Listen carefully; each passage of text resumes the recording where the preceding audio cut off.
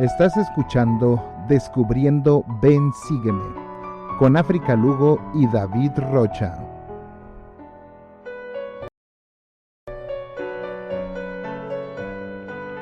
Las opiniones vertidas en este programa son de exclusiva responsabilidad de quienes las emiten y no representan necesariamente el pensamiento de la Iglesia de Jesucristo de los Santos de los Últimos Días.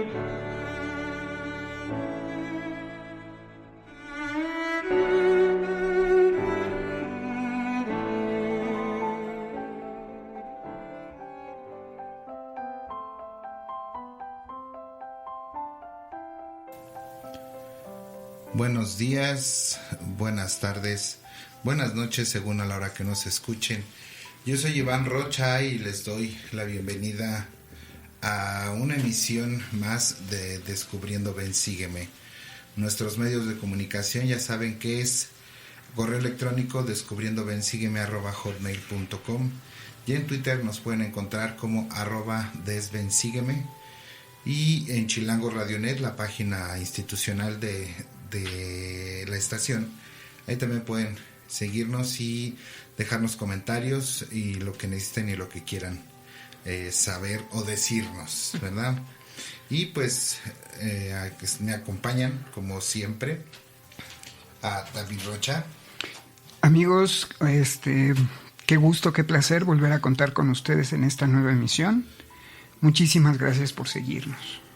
África Lugo. Estamos de vuelta, muchas gracias por este tiempo. Tomen sus escrituras, por favor. Y allá al fondo, Shay. Hola a todos, bienvenidos de nuevo. Pues, si no hay más... pero también en nuestro canal de YouTube, ¿verdad? Ahí nos pueden encontrar, Descubriendo Ven Sígueme. Ya saben, activen la campanita y suscríbanse. Sí. Y pues pasamos al tema, ¿verdad? Y los dejo con África, con David y con Shay. Muchas gracias, Iván. Leímos Mormón, capítulos 1 al 6. No podía haber un pueblo más dichoso.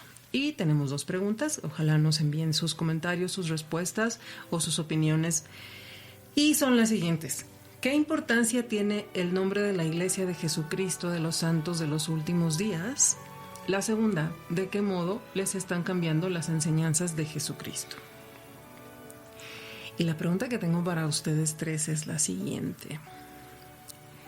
Ustedes tienen 2 sobrinos, ¿verdad? Y una que casi va a ser adolescente, pero más o menos díganme cómo describirían a un adolescente.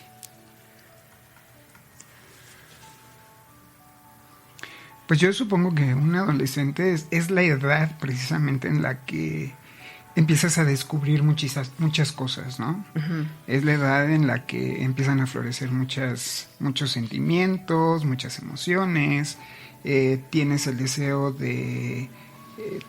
eres un adulto, pero aún todavía con rasgos infantiles, ¿no? Uh-huh. Te encuentras en esa disyuntiva de que ya quieres ser autosuficiente, ya quieres hacer cosas de adulto, pero al mismo tiempo quieres seguir siendo o guardando el papel de niño, ¿no? De estar protegido por papá, por mamá y tener ciertos privilegios.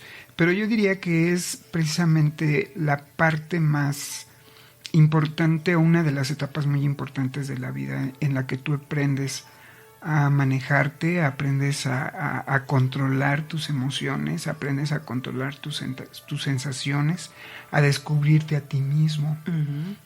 Uh-huh. Y un proceso de maduración pues que se queda ahí para toda tu vida, ¿no? Uh-huh. Y yo creo que por eso es la parte muy importante por la cual los jóvenes están muy vulnerables en ese aspecto, y que tenemos nosotros como adultos tener mucho cuidado con ellos, porque es cuando pueden tomar decisiones que pueden marcar su vida para Así siempre, es. ¿no? Muchas gracias, David. Para ti, Iván, ¿qué es un adolescente? Híjole, la palabra lo dice, ¿no? Es alguien que adolece. Uh-huh. Es el dolor, como decía David, de no saber si... Bueno, de niño a adulto, ¿no? De querer ser tratado como adulto, pero queriéndote comportar todavía como niño, ¿no? Es cuando más definimos nuestros gustos, nuestro carácter, nuestra manera de pensar, en qué creer, en qué no creer, y como que ya nos salimos un poquito más del huacal de la familia, porque ya se rebelan un poco ante las decisiones de los padres, ¿no? Ya quieren tomar sus propias decisiones cuando pues todavía no tienen edad, ¿no? Así es. Tú, Shay, dejaste hace poquito de ser adolescente. Pero hace unos días. ¿Qué es un adolescente? ¿Cómo describirías a un adolescente? Pues como alguien siempre lleno de mucha energía, de siempre querer poder con todo y querer comérselo todo. Siempre tienen mucha, ¿cómo se dice? Chispa. Mucha curiosidad, mucha curiosidad por la vida, porque quieren saberlo todo y a veces hay algunos que no quieren saber nada. Entonces, como dijo el hermano David, es el momento para o marcar tu buen camino o no. Eso. Ok, muchas gracias. Leímos sobre guerra, iniquidad, destrucción, lamentación, ninguna escasez de dolor, y lo más triste es que esto sucede después de cientos de años de paz, rectitud que había experimentado el pueblo de Nefi, y aunque estos primeros capítulos de Mormón presentan relatos trágicos del conflicto entre los nefitas y los lamanitas, y de la gran iniquidad que existía entre la gente, también incluyen un mensaje de esperanza y nos dan lecciones para nuestra supervivencia espiritual en estos últimos días. Mormón nos escribe después de que todo había pasado y entonces comienza a contarnos su historia. Es importante saber que esto cambia la forma en que veremos el libro de Mormón. La manera en la que está escrito se llama colofón. Un colofón es una anotación al final de los libros que indica el nombre del impresor y el lugar y fecha de la impresión.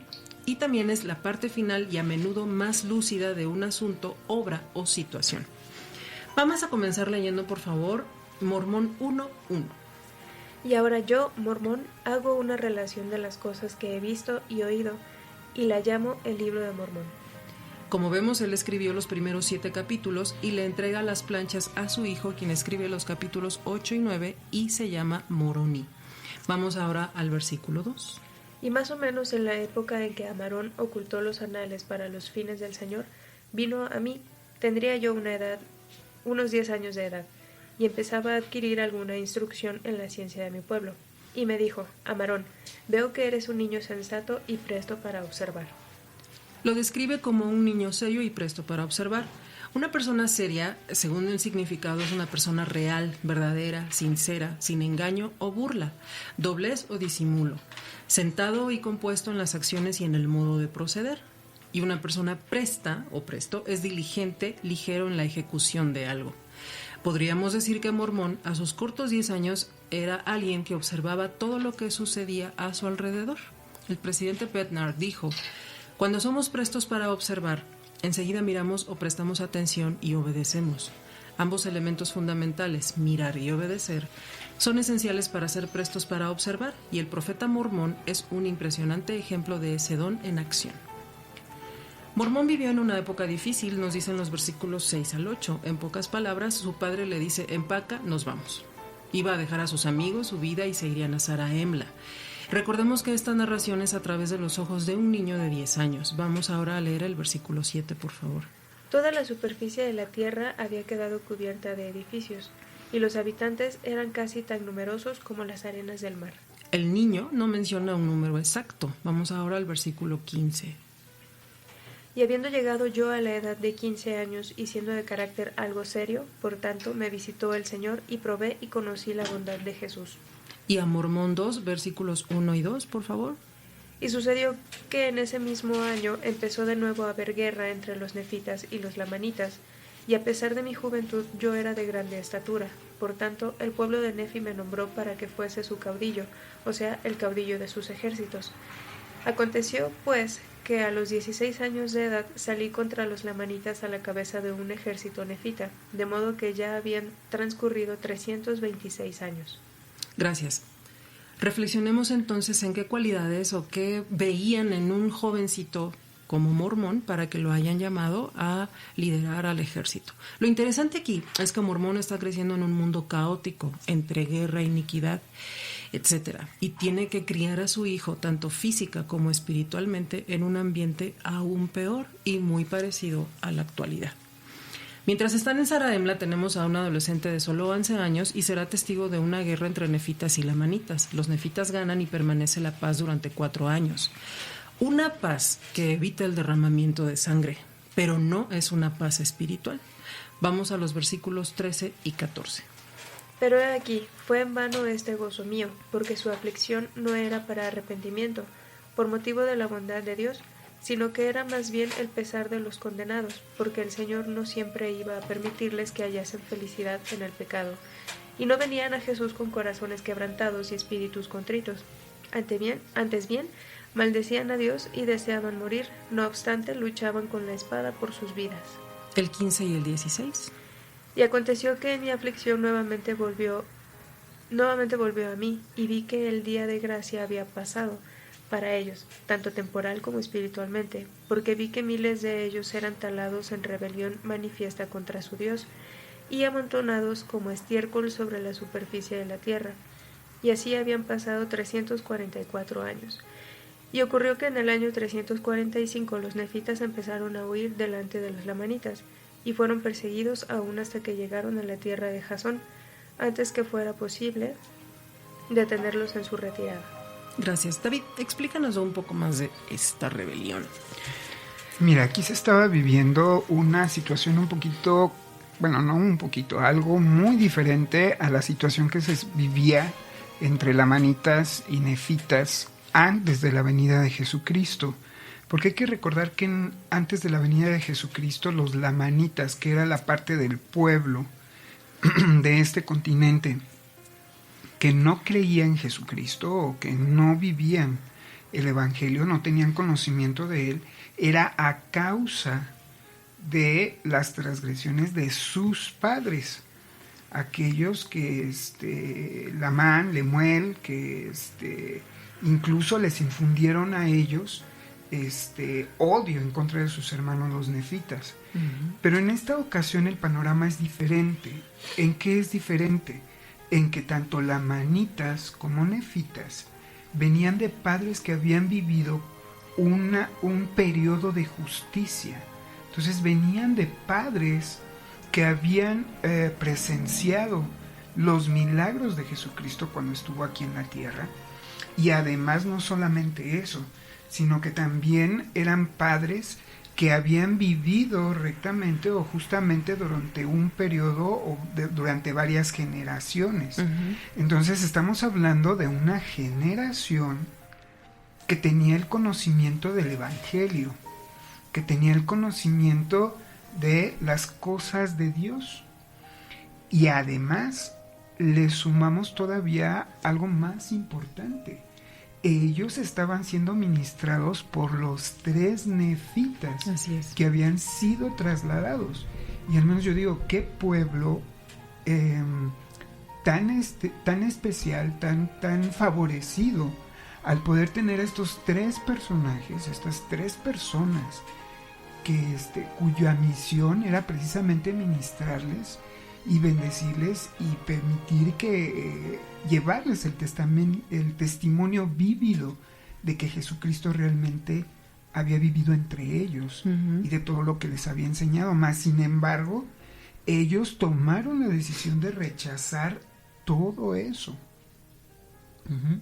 Y fíjate que el elder Jeffrey R. Holland habla precisamente de lo terrible que puede llegar a ser el que una persona que ha contado con tal luz, con tal conocimiento, y que por la razón que sea llega a tomar la decisión de rebelarse contra todo ese conocimiento. Él nos dice que precisamente a Mormón se le prohibió predicar a una nación que se había rebelado a conciencia contra su Dios. O sea, no era una nación que se había rebelado por falsas enseñanzas de sus padres, por ignorancia, no, sino a conciencia, o sea, conscientemente se habían rebelado contra Dios. Estas personas habían rechazado los milagros y los mensajes que les transmitieron los 3 discípulos nefitas trasladados, quienes para entonces también habían visto silenciado su ministerio y fueron retirados de la nación a la que se les había enviado. O sea, imagínate qué tan fuerte era la rebeldía ya del pueblo, tanto lamanita como nefita, que el Señor retiró a los 3 nefitas. Y además hay que recordar que a Mormón le dice, no prediques. Y enmudeció su boca. O sea, le prohibió que les predicara. Y fíjate que un 70, el elder de Dean L. Larsen, explicó que la rebelión contra Dios tiene raíces individuales y que si no se llegan a corregir, se esparcen con consecuencias devastadoras para una nación. O sea, imagínate cómo empezamos con consecuencias individuales y esto se esparce y tiene consecuencias a nivel pueblo, nación, país, como tú lo quieras. Y él menciona, históricamente, el alejarse del curso de vida marcada por el Señor sucede cuando las personas empiezan a comprometer las normas del Señor. Cuando empezamos a decir, ¿qué tanto es tantito? O sea, ver un partido de fútbol en la televisión en domingo, pues todo el mundo lo hace, es normal, no me quita nada. Bueno, pues empezamos a comprometer las normas del Señor. Esto es especialmente así cuando la transgresión se comete intencionalmente y no hay arrepentimiento. Transgredimos poquito, pensando que es normal. Y lo hacemos intencionalmente. Y decimos, no tengo por qué arrepentirme, pues todos lo hacen. Recuerden la descripción que hizo Mormón de quienes en sus días se apartaron del camino de la verdad. No pecaron en la ignorancia, sino que se rebelaron conscientemente contra Dios. No fue algo que sucedió como un movimiento universal, sino que empezó cuando individualmente y a sabiendas los miembros de la iglesia empezaron a comprometer las normas del Señor. Procuraron justificar sus desviaciones usando el conocimiento que había otros que también fallaban en esas mismas normas. Nos empezamos a reunir con las personas que piensan más o menos que nosotros. Dice, los que pecan intencionalmente pronto empiezan a tratar de establecer sus propias normas, con las cuales pueden sentirse más a gusto y justificar su mala conducta. Buscan la compañía de aquellos que estén dispuestos a alejarse con ellos por el sendero de la autodestrucción. A medida que aumenta el número de personas que se alejan, la influencia que ejercen pasa a ser más fuerte. Podríamos llamarle el síndrome del edificio grande y espacioso. Este alejamiento es más peligroso cuando sus adeptos siguen asociándose abiertamente y participan con el grupo que se ajusta al camino del Señor.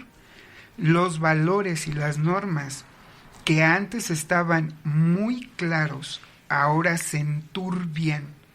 Empieza a haber esa confusión y se vuelven inciertos. Las normas del comportamiento empiezan a reflejar este enturbiamiento y los principios verdaderos. La conducta que antes provocaba repulsión y alarma ahora se convierte en algo cotidiano. Y vamos, que es algo que va creciendo.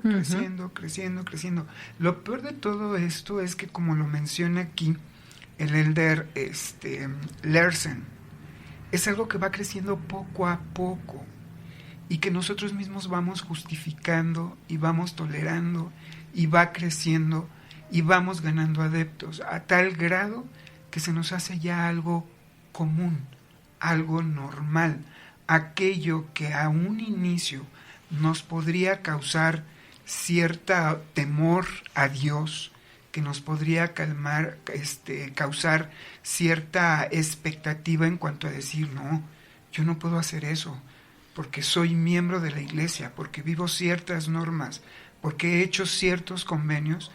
Llega el momento en que eso ya pasa a segundo plano. Y entonces lo que priorizo es aquello que me hace sentir a gusto. ¿Pero a gusto en qué? A gusto en justificar mis debilidades y aquello que estoy haciendo mal. Así es. Muchas gracias. Vamos a ver también por qué suceden estas cosas. ¿Por qué el Señor retiró el espíritu, retiró a los 3 nefitas y no había más milagros? En Mormón 1, versículo 19. Y aconteció que hubo sortilegios y hechicerías y encantamientos, y el poder del maligno se extendió por toda la faz de la tierra, hasta cumplirse todas las palabras de Abinadí y también de Samuel el amanita. Y ahora el capítulo 2, versículo 8.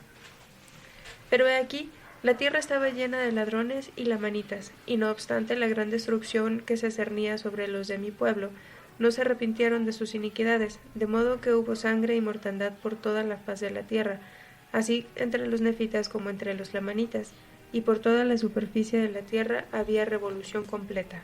Muchas gracias. David, háblanos un poco más de esto, por favor. Fíjate que aquí estamos hablando, se puede decir que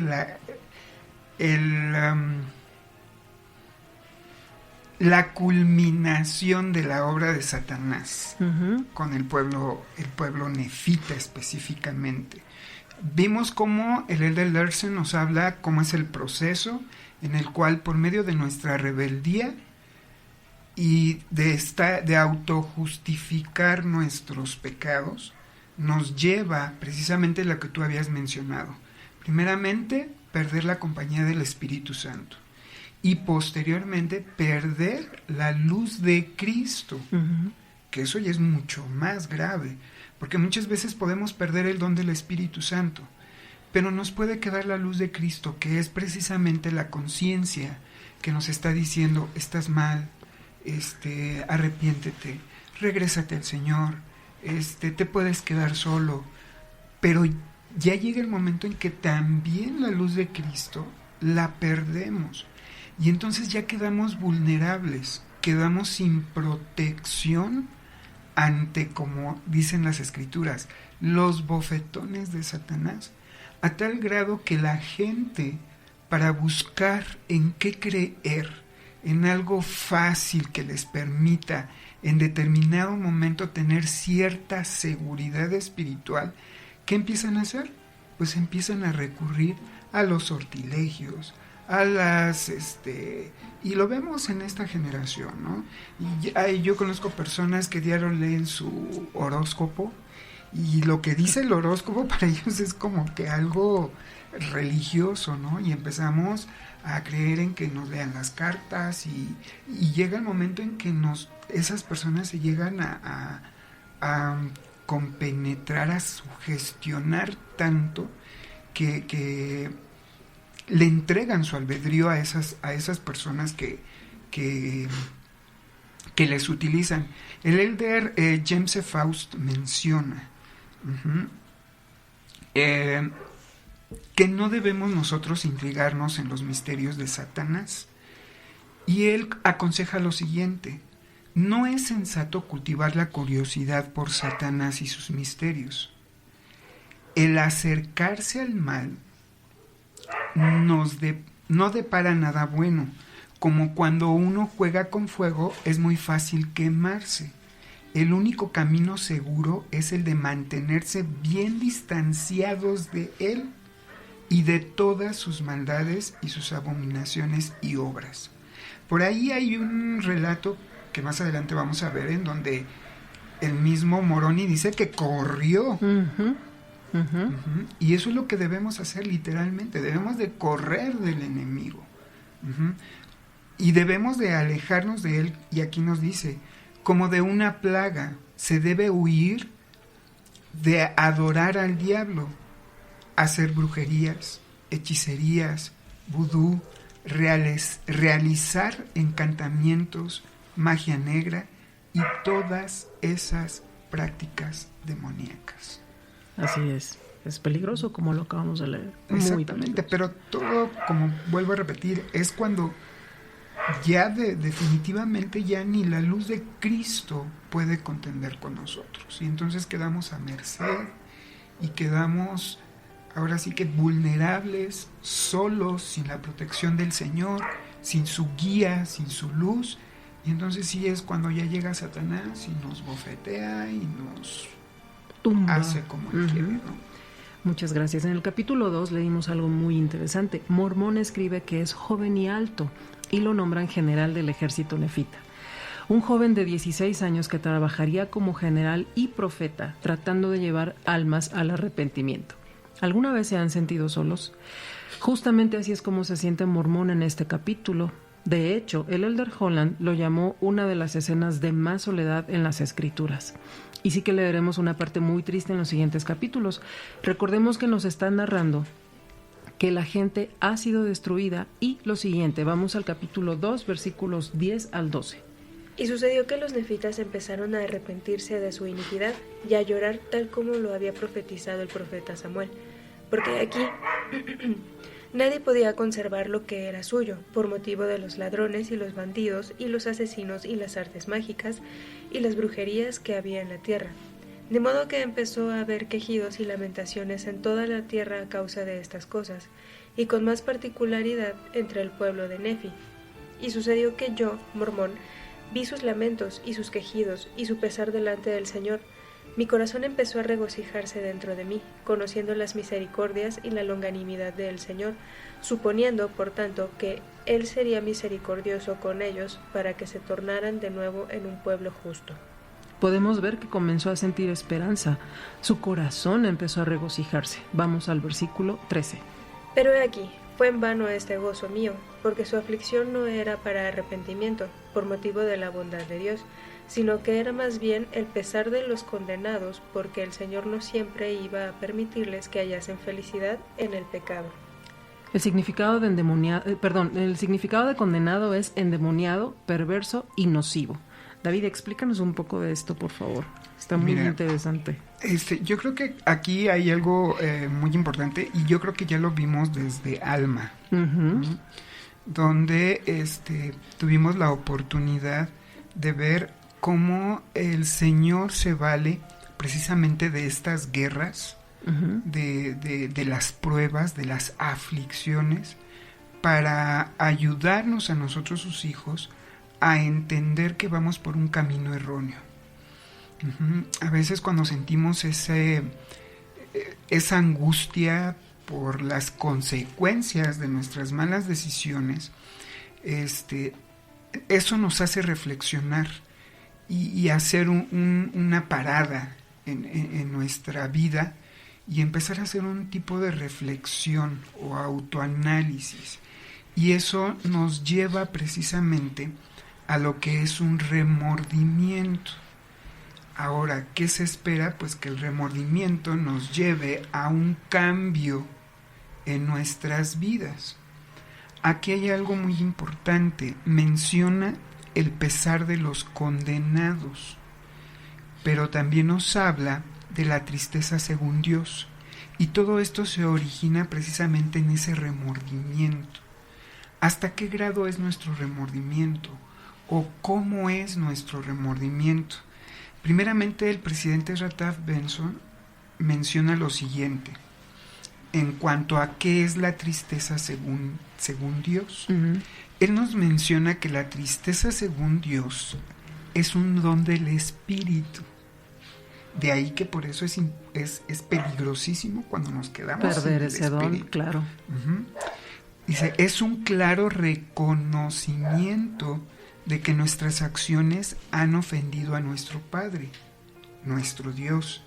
Es adquirir una vívida conciencia de que nuestro comportamiento hizo que el Salvador, que estaba libre de todo pecado, Él, el más grande de todos, padeciera agonía y sufrimiento.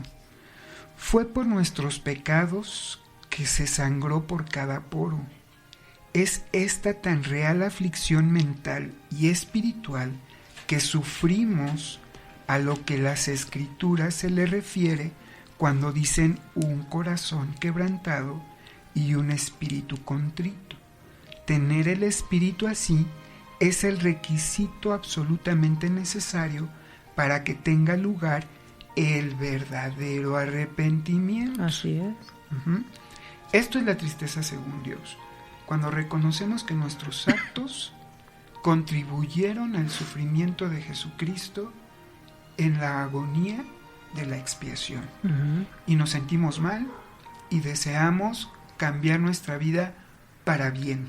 Exacto. Y nos dice aquí el Elder Benson que nos lleva al verdadero arrepentimiento.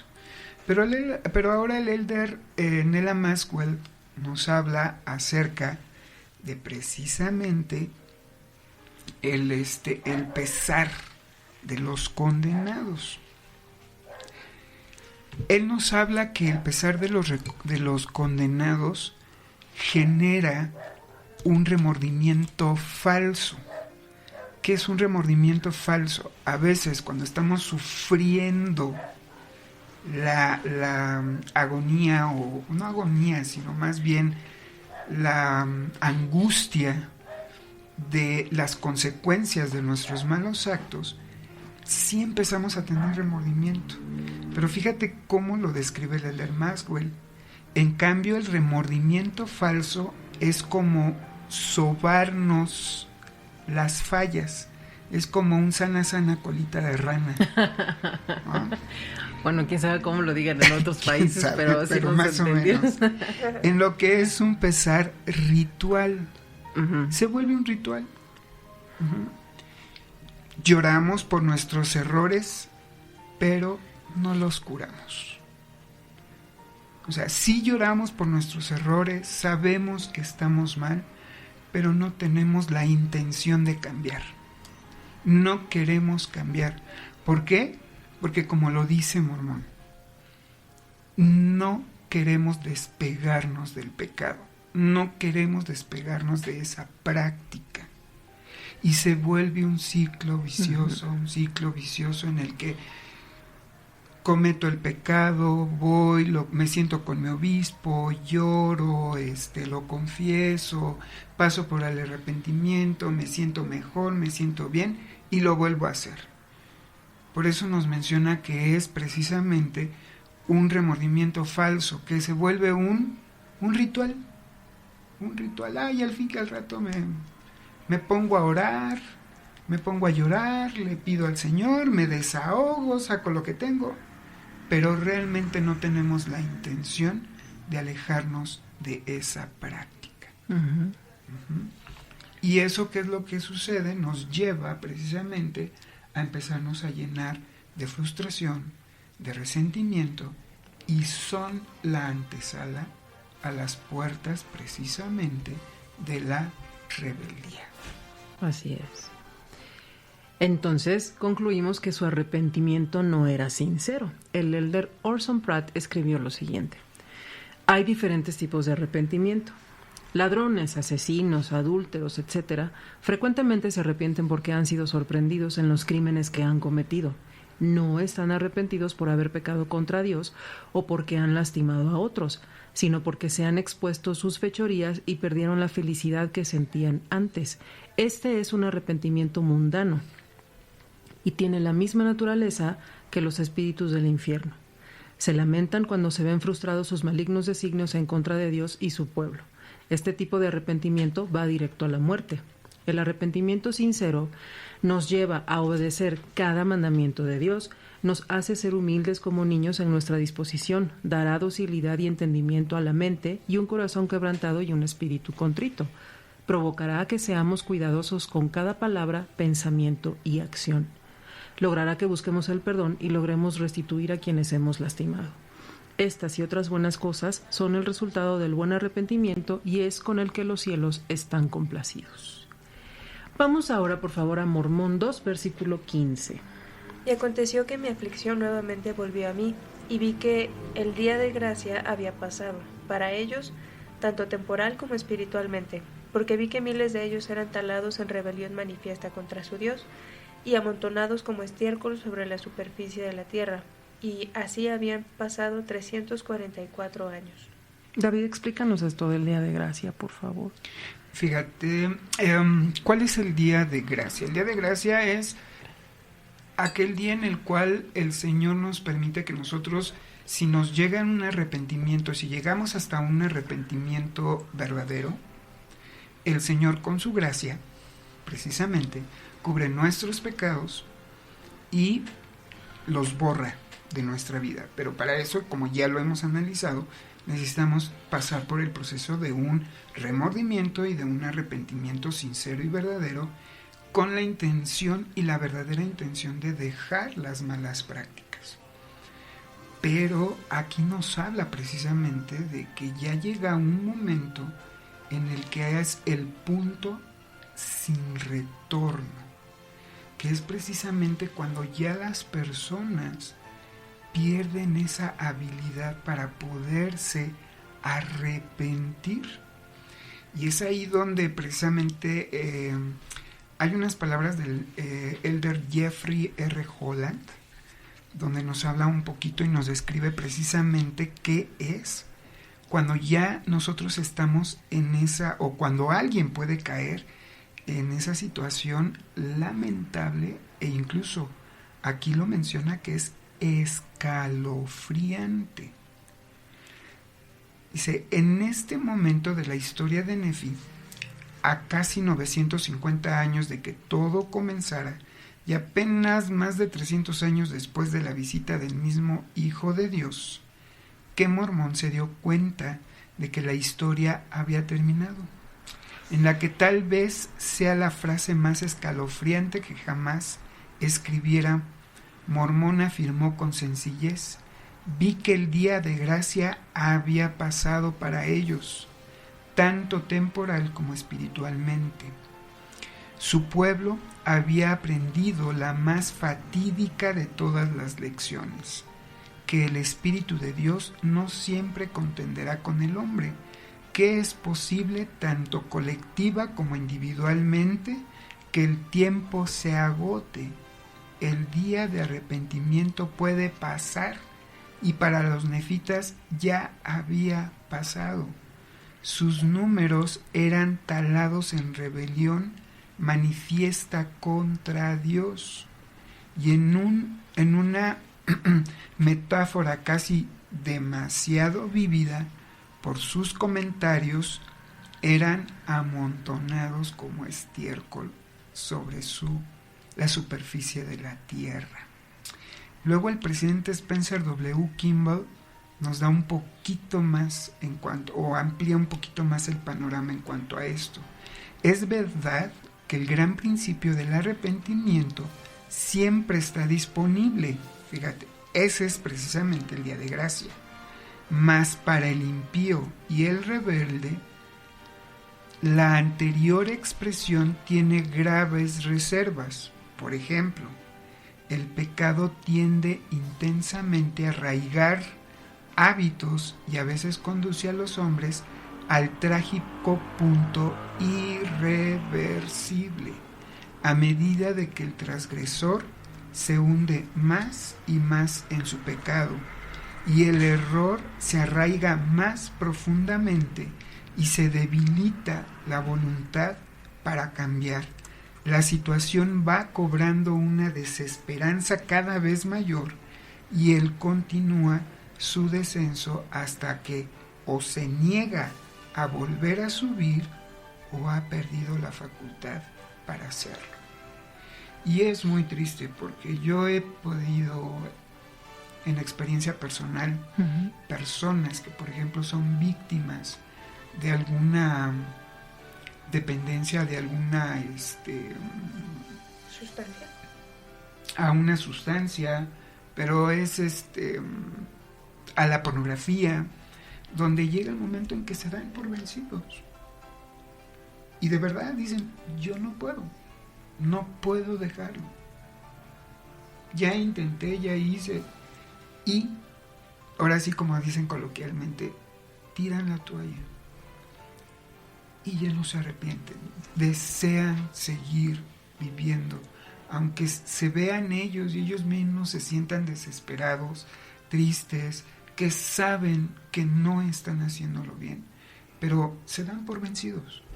Se dan completamente por vencidos. Y desafortunadamente les llega la muerte y les sorprende en este pecado o en esta condición. Entonces, eso es precisamente lo que nos habla cuando el día de gracia ha pasado y se ha agotado y se ha terminado. Es cuando nos sorprende la muerte y dice, hasta aquí tuviste oportunidad, ya no hay más oportunidad. Pero vemos aquí que depende de nosotros, el que nosotros no nos dejemos vencer. En los versículos 23 y 24, Mormón exhorta al pueblo, y hay algo más interesante. Vamos al versículo 26. Y aconteció que cuando huyeron, los perseguimos con nuestros ejércitos, y de nuevo tuvimos un encuentro con ellos, y los derrotamos. No obstante, la fuerza del Señor no estaba con nosotros. Sí, nos vimos abandonados a tal grado que el Espíritu del Señor no moraba en nosotros. Por tanto, nos habíamos vuelto débiles como nuestros hermanos. Nos has estado explicando mucho de lo que es perder el Espíritu y la gracia del Señor, pero ahora explícanos esto, que se han quedado sin la fuerza del Señor. ¿Qué pasó con el pueblo? Mira, primeramente nosotros sabemos que parte importante para que el Señor nos proteja es precisamente reconocer su mano en todas las cosas. Y es precisamente cuando nosotros estamos conscientes y reconocemos la intervención milagrosa de Dios en nuestras vidas, en todos, absolutamente todos los aspectos, desde que te levantas y el Señor te da o te regala ese milagro maravilloso de poder abrir los ojos, de poder respirar y de poder ver un nuevo día, y que te da esa oportunidad de 24 horas más para que tú puedas corregir o puedas hacer tu obra o tu misión aquí en esta tierra. Pero desafortunadamente los nefitas ya habían perdido esa habilidad de reconocer al Señor en todas las cosas. Y entonces nos damos cuenta que es cuando pierden precisamente la fuerza. Mormón escribió que cuando los de su pueblo se tornaron inicuos, perdieron la fuerza del Señor que anteriormente les había protegido. Y nosotros vemos cómo el Señor, a pesar de que era un pueblo ya inicuo, rebelde,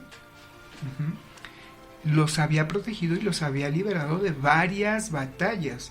Y como lo habíamos visto al principio, vivieron incluso hasta un periodo de 4 años de paz física, de paz social, pero no de paz espiritual. ¿Y qué pasa cuando nosotros rechazamos, no reconocemos y seguimos en ese camino erróneo? Llega el momento en el que el Señor dice, ya no puedo, por su estado pecaminoso en el que están viviendo, ya no puedo protegerlos más. El elder Ray H. Wood explicó lo siguiente: cuando una persona viola cualquier mandamiento de Dios, si no hay arrepentimiento, el Señor nos retira su influencia protectora y sustentadora. Cuando perdemos poder con Dios, sabemos con toda certeza que el problema está en nosotros y no en Dios. Yo, el Señor, estoy obligado cuando hacéis lo que os digo, mas cuando no hacéis lo que os digo, ninguna promesa tenéis. Y eso lo tenemos bien claro en Doctrina y Convenios. Nuestras fechorías acarrean desesperación, entristecen y extinguen el fulgor perfecto de esperanza que ofrece Cristo. Sin la ayuda de Dios, nos encontramos solos con nuestras fuerzas. Volvemos otra vez a lo mismo, ¿no? una vez que seguimos por ese y nos empeñamos en seguir en ese camino difícil, pues el Señor nos deja solos a los bofetones de Satanás, ¿no? Y entonces el Señor dice, no reconocen que yo los protegí, no reconocen que yo fui quien les di la fuerza para ganar las batallas, y aún así no se arrepienten, no se allegan a mí, no vienen a mí, piensan que todo esto lo ganaron por la fuerza de su propio brazo. Bueno, pues entonces los dejo solos y arréglenselas con sus propias fuerzas, ¿no? Vamos a leer el versículo 27. Es muy fuerte, pero sí, real. Y se afligió mi corazón por motivo de esta gran calamidad de mi pueblo, causada por su iniquidad y sus abominaciones. Mas he aquí, avanzamos contra los lamanitas y los ladrones de Gadiantón, hasta que de nuevo tomamos posesión de las tierras de nuestra herencia. Entonces en el año 350 hacen un tratado con los ladrones de Gadiantón y hubo de nuevo 10 años de paz. Vamos a leer ahora Mormón 3, versículo 2. Y aconteció que el Señor me dijo, clama a este pueblo, arrepentíos y venid a mí, y sed bautizados, y estableced de nuevo mi iglesia, y seréis preservados. Nuevamente el Señor se acuerda de su pueblo. Mormón obedece, pero no resulta, y de nuevo van a la batalla en los versículos 7 y 8. Ganan, pero pasa algo más en los versículos 9 y 10. Ahora bien, por motivo de esta cosa notable que mi pueblo, los nefitas, había logrado empezar... Ahora bien, por motivo de esta cosa notable que mi pueblo, los nefitas, había logrado, empezaron a jactarse de su propia fuerza y comenzaron a jurar ante los cielos que vengarían la sangre de sus hermanos que habían sido muertos por sus enemigos, y juraron por los cielos y también por el trono de Dios que irían a la batalla contra sus enemigos y los talarían de sobre la faz de la tierra. Al ver esto, Mormón reacciona de una manera diferente en los versículos 11 y 12. Y sucedió que desde esa ocasión yo, Mormón, me negué por completo a ser comandante y caudillo de este pueblo, a causa de su iniquidad y sus abominaciones. He aquí, yo los había dirigido, a pesar de sus iniquidades. Muchas veces los había dirigido a la batalla, y los había amado con todo mi corazón, de acuerdo con el amor de Dios que había en mí. Y todo el día se había derramado mi alma en oración a Dios a favor de ellos. Sin embargo, fue sin fe debido a la dureza de sus corazones. ¿Qué nos dicen estos versículos de Mormón, David? Fíjate que aquí nos habla, aquí precisamente nos vamos ahora hacia el otro lado. Uh-huh. Ya vimos la condición terrible del pueblo, sus reacciones, cómo en lugar de regresar a aquello que realmente les daría la paz y la tranquilidad espiritual, se llenaban de orgullo, de altivez, de confianza en su propio brazo, e incluso alimentando odio hacia los lamanitas, y etcétera, etcétera. Pero ahora aquí vemos del otro lado. Y yo creo que aquí debemos de aprender mucho acerca de Mormón y del gran amor que él sentía por su pueblo. Y yo creo que me vienen mucho a la mente, por ejemplo, esas madres que tienen que luchar contra las adicciones de sus hijos, o de esos hijos que tienen que luchar contra las adicciones de sus padres, o contra la condición de sus padres, ¿no? Que tú sabes que sientes un amor perfecto, y además el amor que debemos también de desarrollar nosotros como líderes hacia los miembros de la iglesia.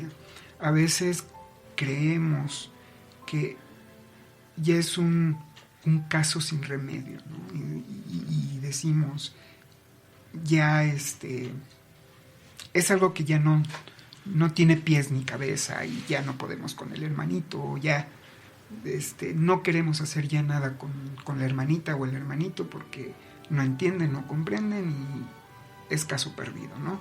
Pero fíjate bien, el obispo Glenn L. Peace, de quien estuvo trabajando mucho tiempo en el obispado como obispado presidente, habla muy perfectamente en cuanto a esto, y sobre todo la última frase me impacta muchísimo. Este profeta sentía el amor de Cristo, obviamente refiriéndose a Mormón, hacia un pueblo caído. ¿Podemos nosotros conformarnos con amar menos? Debemos seguir adelante con el amor puro de Cristo para diseminar las buenas nuevas del Evangelio. Al hacerlo y al pelear las batallas del bien contra el mal, de la luz contra las tinieblas, de la verdad contra la falsedad, no debemos desatender nuestras responsabilidades de vendar las heridas de aquellos que hayan caído en la contienda. En el reino no hay lugar para fatalismos. ¿Y a qué nos referimos con que no hay lugar para fatalismos? Es precisamente eso. El llegar a decir, este hermano no tiene remedio, ya ni le busquemos. Ahí estamos hablando con fatalismo. No, nosotros debemos de buscar con amor y seguir peleando por el alma de esa persona para poderla arrebatar de las garras de Satanás. Así como una madre no se rinde con su hijo y hace todo lo que sea y da hasta su vida y lo que sea por arrebatar a ese hijo del pecado, así tenemos que hacerlo todos los miembros. Todos los miembros debemos de desarrollar ese amor incondicional y no caer en ese estado fatalista y decir, ya no hay más que hacer por esta persona. No debemos de conformarnos con eso. Debemos de seguir, trabajar, como dice aquí, y luchar, porque fue un convenio que hicimos al bautizarnos. Así es. Leemos que Mormón se vuelve un testigo pasivo y sigue escribiendo la historia. Vamos ahora a los versículos 17 al 20. Por tanto, os escribo a vosotros, gentiles, y también a vosotros, casa de Israel, que cuando comience la obra os halléis a punto de prepararos para volver a la tierra de vuestra herencia. Sí, he aquí, escribo a todos los extremos de la tierra, sí, a vosotras 12 tribus de Israel, que seréis juzgadas según vuestras obras por los 12 que Jesús escogió en la tierra de Jerusalén para que fuesen sus discípulos. Y escribo también al resto de este pueblo, que igualmente será juzgado por los 12 que Jesús escogió en esta tierra. Y estos serán juzgados por los otros 12 que Jesús escogió en la tierra de Jerusalén.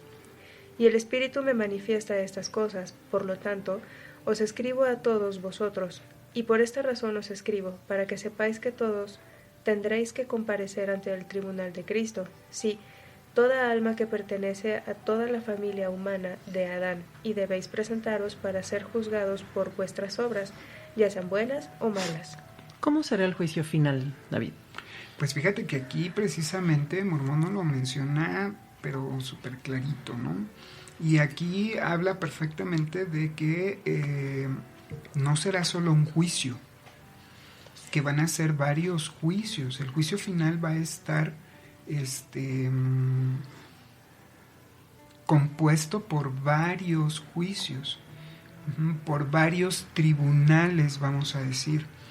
Y eso lo explicó muy clarito el elder Bruce R. McConkie, que nosotros sabemos que como apóstol llegó a conocerse y a ser muy reconocido como uno de los teólogos más importantes dentro de la iglesia. Y él lo expone de la siguiente manera. Dice, la realidad es que habrá todo un escalafón de jueces que bajo Cristo juzgarán a los rectos. O sea, va a haber varios tribunales, nos vamos a someter a varios tribunales y a varios tipos de jueces, pero que solamente Él emitirá los decretos de condenación a los inicuos. O sea, que el único que va a tener la sentencia final es Jesucristo. Las Escrituras enseñan que habrá por lo menos 5 elementos que participarán el día del juicio. Y Él los enumera de la siguiente forma. Número 1, nosotros mismos. hay que recordar que el mismo Alma menciona que cuando nosotros resucitemos, seremos completamente conscientes de nuestras culpas ante Dios. Número 2, nuestros obispos.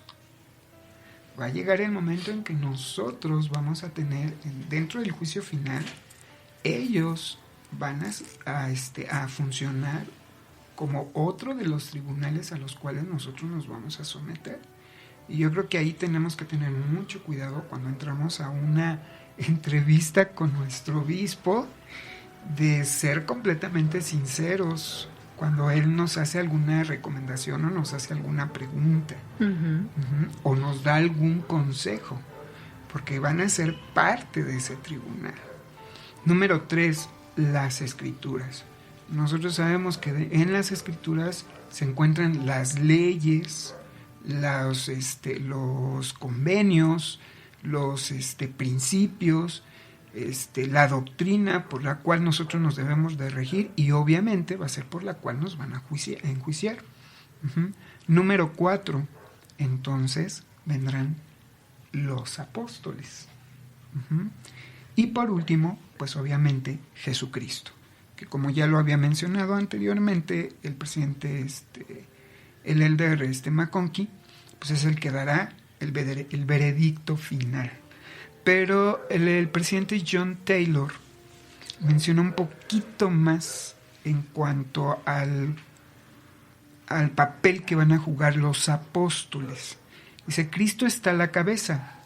Parece ser muy razonable que los 12 apóstoles de Jesucristo van a ser los jueces de las 12 tribus, que los 12 discípulos de este continente que serán los jueces de los descendientes de Nefi, y que el hermano de Jared, o sea, Maonri y Jared, serán los jueces de los jareditas y sus descendientes, y que además la primera presidencia y los 12 que han oficiado en nuestra época, o sea, en esta generación, sean los que oficien en lo referente al género humano de esta dispensación. O sea, imagínate, van a ser nuestros obispos, los presidentes de la iglesia que han fungido desde que nos bautizamos hasta que fallecemos, y los quórums de los apóstoles, ¿no? Entonces, va a estar muy nutrido ese tribunal. Sí. Y ahí no vamos a tener oportunidad de decir, no me acuerdo. Mi abogado. Porque nosotros vamos a ser nuestros primeros jueces. Así es, vamos al versículo 22. Y si tan solo pudiera persuadirlos a todos vosotros, extremos de la tierra, a que os arrepintieseis y os preparaseis para comparecer ante el tribunal de Cristo. Continuamos con el capítulo 4, versículos 5 y 11, por favor. Pero he aquí, los castigos de Dios sobrevendrán a los inicuos, y es por los inicuos que los inicuos son castigados, porque son ellos los que incitan el corazón de los hijos de los hombres a derramar sangre. Y es imposible que la lengua relate o que el hombre escriba una descripción completa de la horrible escena de sangre y mortandad que existía entre el pueblo, así nefitas como lamanitas, y todo corazón se había endurecido, de modo que se deleitaban en derramar sangre continuamente. El 12. Y jamás había habido tan grande iniquidad entre todos los hijos de Leí, ni aun entre toda la casa de Israel, según las palabras del Señor, como la que había entre este pueblo. Tenemos que recordar que este libro está por terminar. Mormón escribe lo que ve y se lo entrega a su hijo Moroni, quien solo escribe un poco más y da fin a nuestro libro. Vamos ahora a los versículos 14 y el 21. Y también marcharon contra la ciudad de Teancum, y arrojaron de ella a sus habitantes, y tomaron muchos prisioneros, tanto mujeres como niños, y los ofrecieron como sacrificio a sus ídolos. Y cuando los acometieron por segunda vez, los nefitas fueron rechazados y destrozados con una mortandad grande en extremo, y sus mujeres y sus hijos de nuevo fueron sacrificados a los ídolos. Las circunstancias nuevamente podemos ver que son muy similares a nuestros días.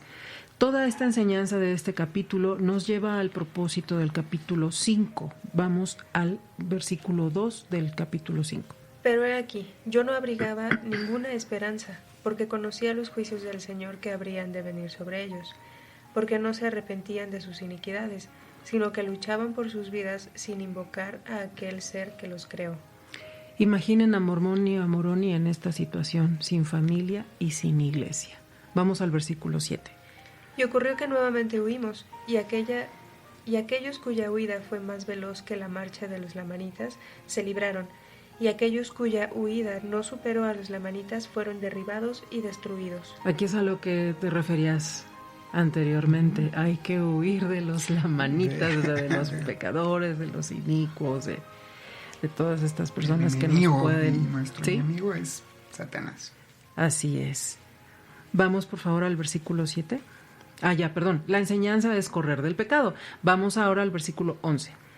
Porque sé que ellos sentirán pesar por la calamidad de la casa de Israel.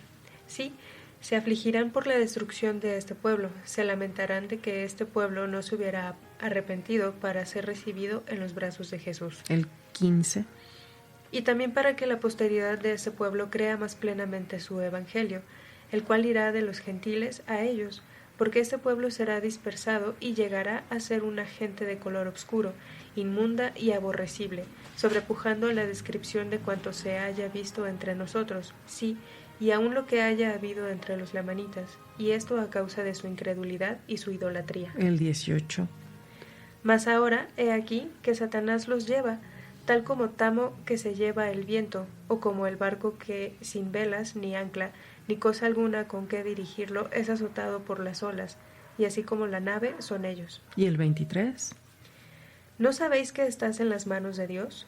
¿No sabéis que Él tiene todo poder y que por su gran mandato la tierra se plegará como un rollo? ¿A qué se refiere este versículo, David?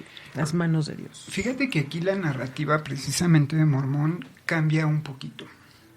Nosotros en los capítulos anteriores que hemos estado leyendo, Mormón está narrando precisamente las últimas generaciones o los últimos años de lo que fue la nación nefita. Pero aquí, si te fijas, ya nos habla a nosotros. Ya su discurso cambia y ya no es solamente el contar o relatar un suceso, sino ya aquí empieza un diálogo, o no un diálogo, sino una conversación o una comunicación, abriendo él su corazón hacia nosotros, a quien va dirigido precisamente todo su trabajo, su experiencia. Y fíjate qué palabras tan poderosas él nos menciona. ¿No sabéis que estáis en las manos de Dios? O sea, nos invita, nos amonesta a reconocer el poder de Dios y a que reflexionemos que estamos en sus manos.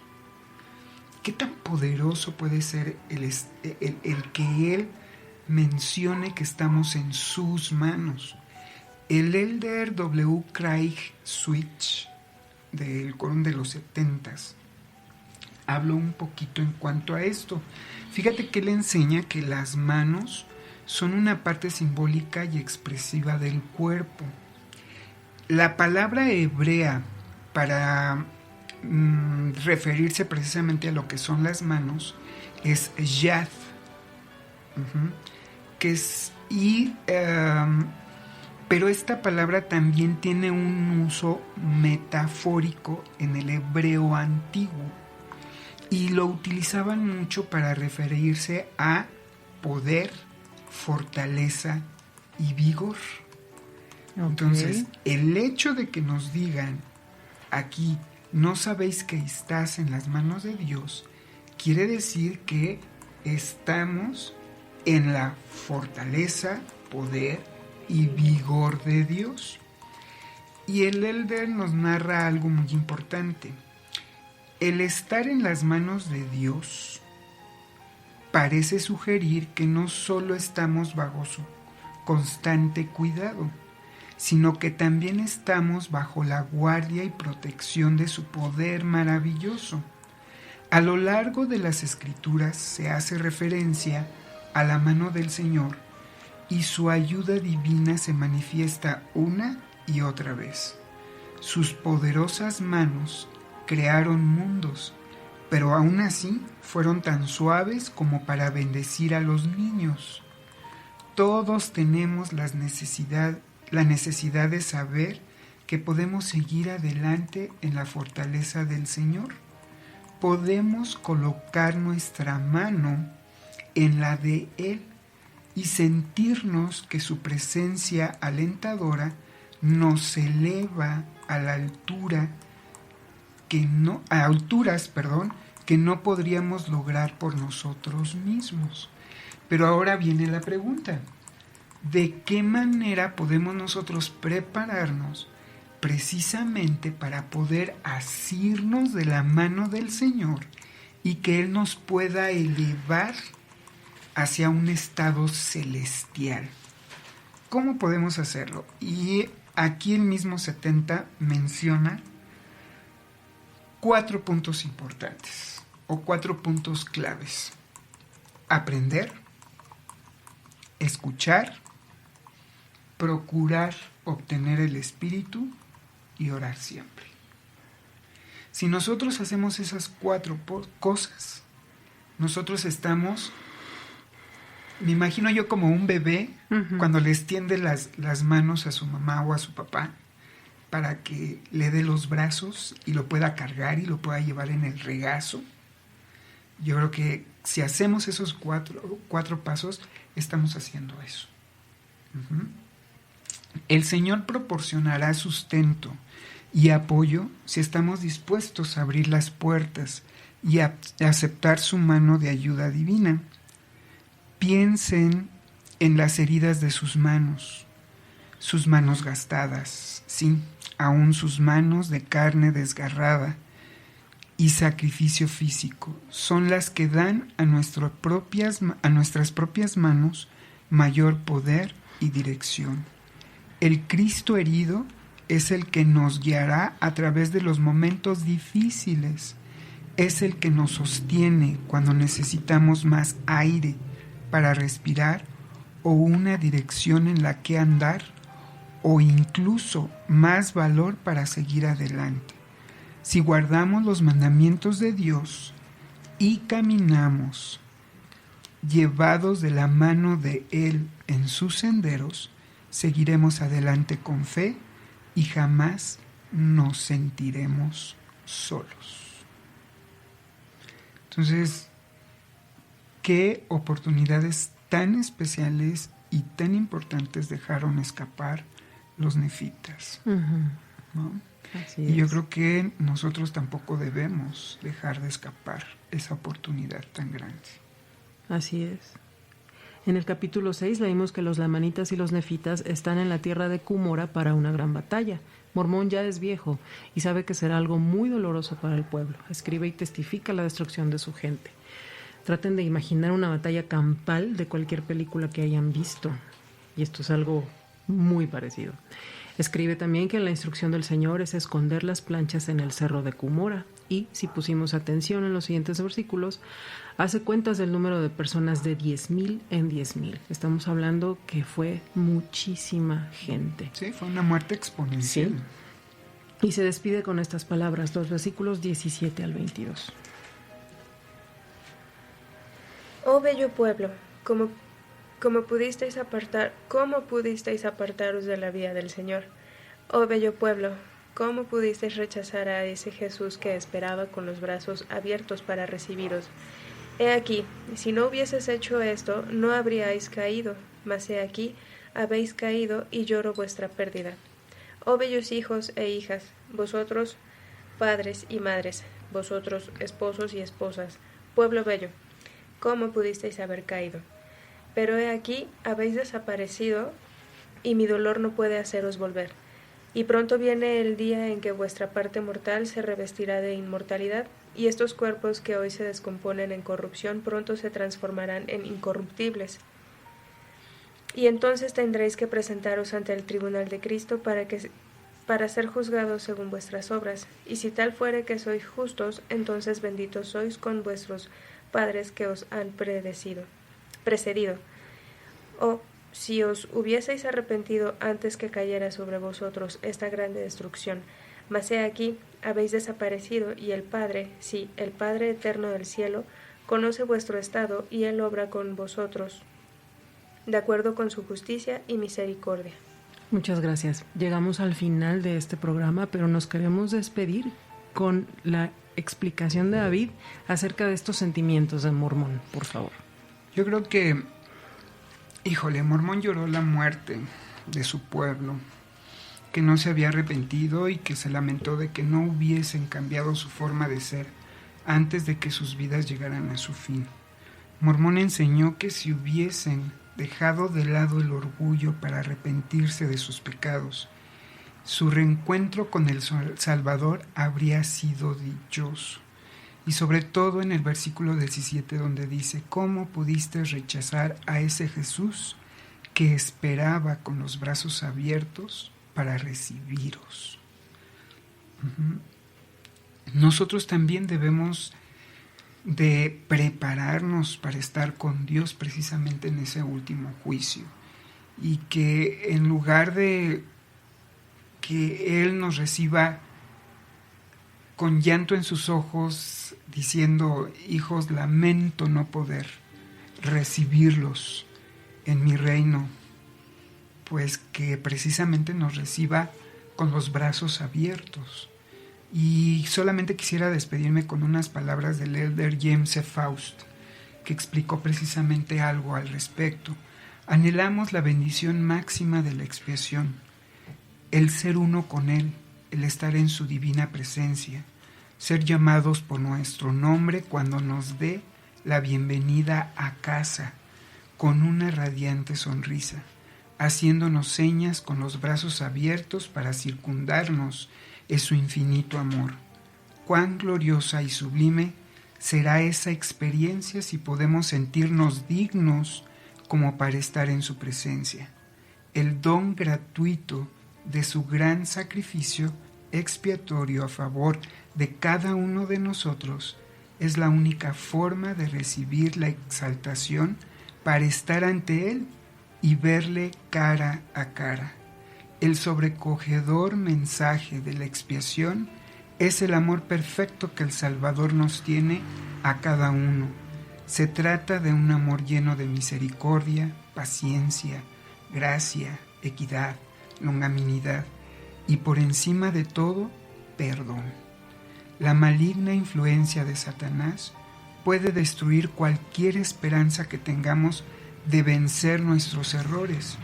Él quiere que nos sintamos perdidos y desesperados.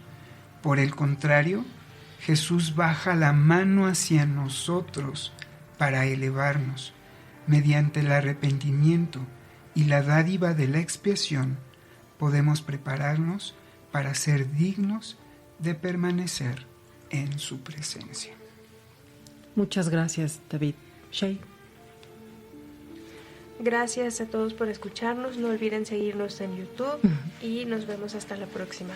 Iván. Pues muchas gracias por acompañarnos en esta emisión y pues no queda más que despedirnos y agradecerles que seamos de su preferencia. Y recuerden que nos pueden mandar sus comentarios, sus peticiones o dudas a nuestro correo electrónico y por medio de Twitter en nuestras redes sociales. Y también nos pueden escuchar en Spotify, en iTunes, en Apple Podcasts, iHeartRadio, en Spreaker, en Amazon Music, en Alexa Media Player y muchas otras plataformas en las cuales ya estamos presentes y ahí nos pueden escuchar. Pues muchas gracias y pues no queda más que decir adiós y hasta la próxima.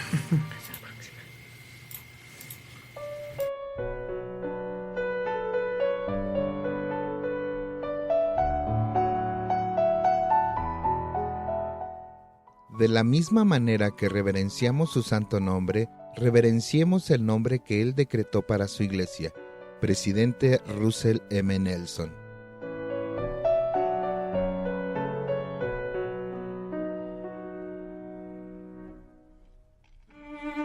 Esto fue Ven Sígueme, un programa más de Chilango Radionet.